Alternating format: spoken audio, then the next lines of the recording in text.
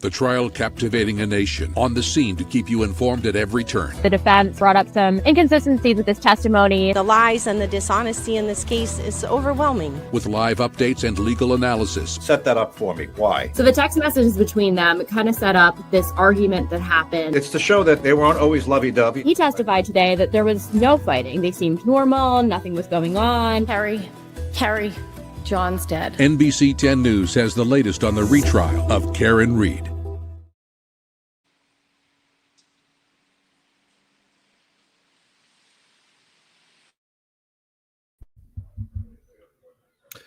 Hello again, everybody. I'm Gene Valicenti in the NBC 10 Newsroom. This is our daily recap of the Karen Read retrial. Court is over, so we do this just after 5 o'clock. Covering the court action today is NBC 10's John Perik, and joining us is one of our legal analysts we're relying on.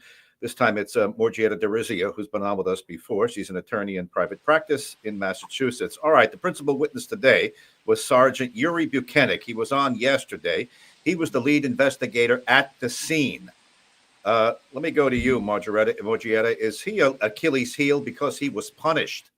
He was punished in connection with this case, and in fact, his subordinate was fired altogether. Why is the state calling him to begin with? So, that's the $1 million question that not only are we asking ourselves, but the community at large. But the reality is when you have bad facts, right, and everybody recognizes that the investigation clearly had a lot of inconsistencies, a lot of things that weren't followed to protocol, you have to call him as a witness.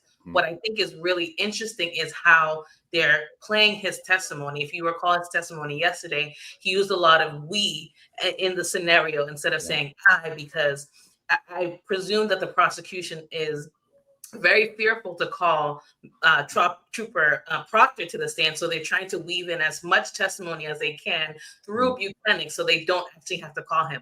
But you have to go through the investigation, right? You still have to meet those elements, the burden of proof. And you can't get to that burden of proof, whether or not Karen Read is innocent or guilty by the prosecution standard without actually going through the investigation. So unfortunately, yes, Dean, he is an Achilles heel. I think the prosecution is trying their hardest to try to mask some of the issues that happened during this investigation. But unfortunately, it's not always coming out that great for them. Yeah, well, they're running out of heads, right? He was the lead. He was the lead investigator at the scene with the body in the snow. There's no one else to go to. Just so happens that his subordinate was fired for his misbehavior, mismanagement of the case. All right, John, you set up some of these clips that we have. There's the reading of texts back and forth, and this is Sergeant Buchanan. They're reading text messages, or he's reciting them between Karen Read and Brian Higgins, who was with the ATF. But how does he fit into this? He's extra. He's not part of the investigation. How does he fit into this? And why are these texts significant? Well, yes, Higgins is an extra, you could say here, but he had a not a relationship, but he had been talking with Karen Read leading up to January 28th. And the texts are significant because of what that dialogue was. It was so-called flirtatious dialogue. At one point, Higgins said to Read, "You're hot," and then it was reciprocated. And it is worth mentioning that Higgins is one of the individuals that the defense believes could be responsible for O'Keefe's death. So he's certainly not a side character. He's very much so involved. But what was interesting is, if you remember back to last May, Higgins took the stand around this time last year, and he was asked to read that very same text chain out loud. And he did, at that point, comment multiple times that it was a little bit of an embarrassing moment for him, to say the least, to just read those texts out loud. So it was a bit of it was a very similar moment today to what we saw a year ago with Higgins. Right. He's in law enforcement. It's important not to confuse law enforcement part of the investigation versus law enforcement part of the group of friends, because these are a bunch of cops. They're all friends. So when I use the word extra, he's outside law enforcement or the authority part of this. He's a friend. All right. We're going to have to deal with that siren behind you. That's just the cards we've been dealt today. Go ahead and play this cut now, this clip of the sergeant reading these texts sent between Higgins and Karen Read. Go ahead. You're hot. Are you serious or messing with me? No, I'm serious. Feeling is mutual. Is that bad? How long have you thought that? Are you okay driving? You don't want to stay here? I am fine. I have an office at the PD. Do you like me? Yes. From jump. When was jump? First time I saw you. When was that? Hillside for sure.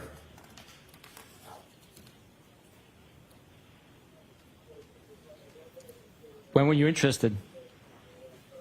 I don't know. You're just my type. You think you can handle me? I thought you were happy. How do you know if I'm happy?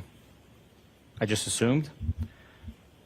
Are you to handle? What do you like about me? I just feel like you're from my neighborhood. Yeah, ditto.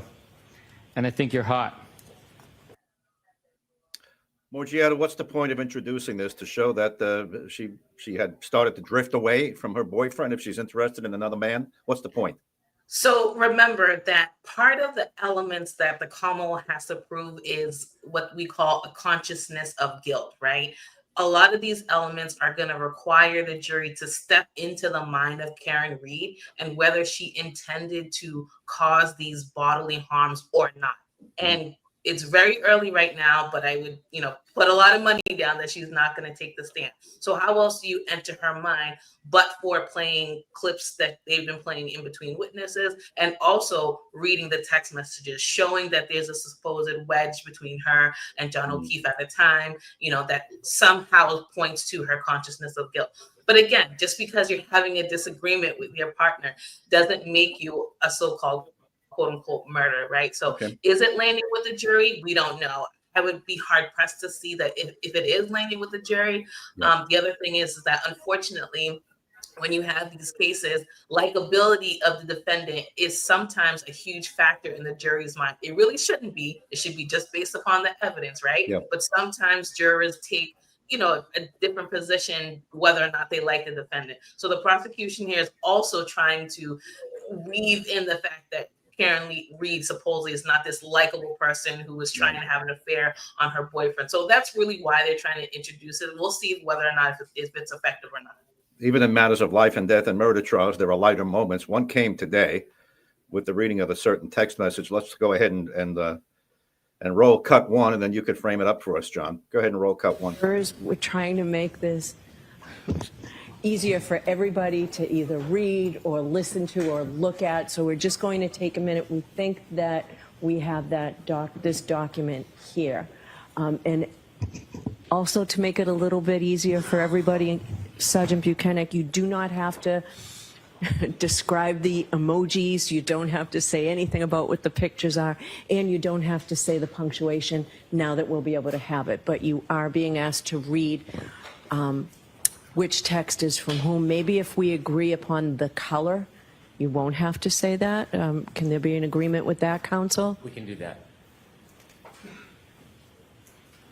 I'll stipulate that the blue bubbles appear to be Mr. Higgins. And the gray appear to be Mr. Reed, text response. Okay. That's agreed. All right. I appreciate that. So you can just read the screen or read what you have in front of you. Do you want me to start at the beginning or? No. Let's just start where you ended, if you could, please. All right, could we turn the lights down? Can you see it, Sergeant? All right, so he's pretty dry on the stand. He's a law enforcement guy trained to say only keep within the narrow parameters of the specific question. So if you say smiley face emoji, I could see that. John, what about this testimony today about the dog, Chloe? Tell us about that, because we've got a clip to play with that too. The dog. Yep. Yeah. So Chloe, the dog, was in the home at the time of the incident out in the yard. And in court today, this came after lunch. Basically, there was questioning about the dog. Where was the dog at the time? Is the dog there anymore? Was the dog taken away? There was argument that there was lacerations on O'Keefe's face made by the dog. But let's get to that clip right now and hear more on that. Your investigation, did you learn that the Albert family had gotten rid of the dog named Chloe? We learned that they no longer cared for the dog. I don't know if get rid of is accurate. Well, they don't have it anymore, right? Yes. Okay. When did you learn that? I cannot tell you exactly. I can tell you when we looked into it officially. When did you look into it officially? I traveled to the dog's home and assisted with identifying the dog and investigating that animal. Okay. Morjieta, have we determined at this point in the retrial that that dog bit anybody, much less John O'Keefe? Has that been established or no? I don't believe that that's been established yet. And I think that was one of the issues we had with the first trial as well, is that the medical information still has not even come into play. In this trial, we've gotten a lot of information about the background. Obviously, this trial is a little bit more streamlined, where we've gotten the timeline down a little bit more smoother, but we really have not got into the medical evidence as it pertains to what happened with the car, let alone what happened with the dog. I suppose that somewhere down the line next week, we'll get into a lot of the medical information. Absolutely, the defense team is going to bring this up if the Commonwealth doesn't bring it up in their case in chief. So it's a little bit premature, but I'm sure it's going to come out on one side or the other. Okay, that's testimony for a Friday. Morjieta, I'll let you go. Thanks for joining us. Morjieta Derisier, a private attorney in private practice in Massachusetts. John, I'll let you go to work. Folks, thanks for being with us. I'll see you on the news tonight, NBC 10 at 6. The trial captivating a nation. They mentioned Trooper Michael Proctor, who was recently fired from Massachusetts State Police. How do you think this plays into the case? Proctor is going to continue to be a real detriment to the prosecution. When that lead detective is dishonorably discharged, how many DAs would at that point say, we're walking away? And with that, I'm walking away. NBC 10 News has the latest on the retrial of Karen Read.